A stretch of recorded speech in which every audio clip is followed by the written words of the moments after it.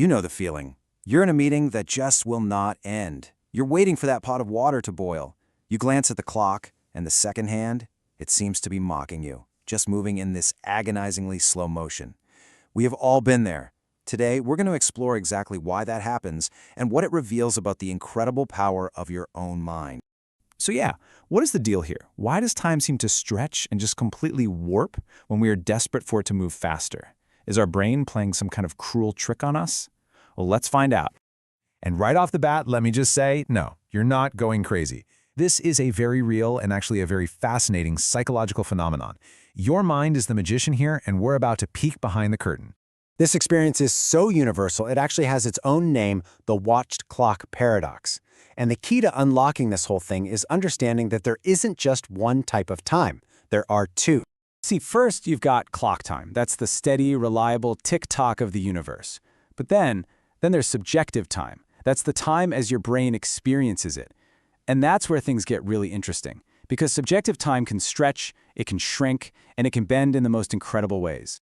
And this is where the paradox really hits. The clock on the wall, it's just a machine. It's always going to count 60 seconds in a minute.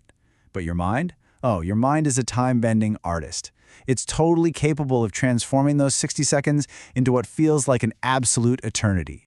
And you know exactly what I'm talking about. The final minute of the workday, waiting for a kettle to whistle, the sheer agony of holding a plank for just one more second, or the heart-stopping final moments of a close game. In these moments, time doesn't just slow down, right? It practically grinds to a halt. Okay, let's zoom in.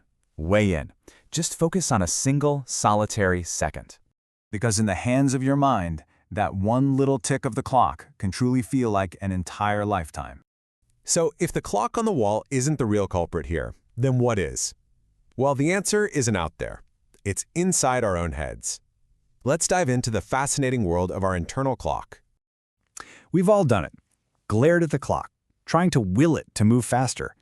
But what if the clock is just an innocent bystander in all of this? What if the real time-bending magic is happening inside of us? So, what's the secret ingredient? Is it our laser-like focus?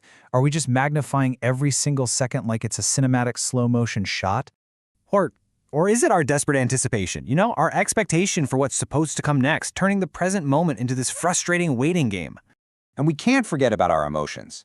Does the sheer weight of our boredom, or our impatience, or anxiety, does that stretch each second to its absolute breaking point? Well, the answer, it turns out, is a potent cocktail of all three. Our intense focus, our powerful expectations, and our heavy emotions. They all conspire to create this perfect storm of time-bending perception. And the result? A minute that feels like an hour. And this brings us to a really mind-bending question. Who's really in charge here? Is it us, or is it the clock?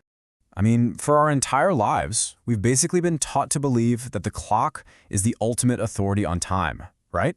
It's the unwavering source of truth. But what if we've had it backwards this whole time? What if the clock is nothing more than a mirror, just reflecting our own internal state? When time feels slow, maybe the clock isn't telling you about the passage of seconds. Maybe it's telling you about the state of your mind. And that is where the real power lies. Think about it. The clock is a simple machine. It's a slave to the rigid laws of physics. But your mind is a universe of its own, capable of bending, stretching, and completely reshaping the experience of time itself. So what's the ultimate takeaway from all of this? It's a simple but really profound idea. Maybe the clock isn't the true measure of time. Maybe you are. And so, I'll just leave you with this thought.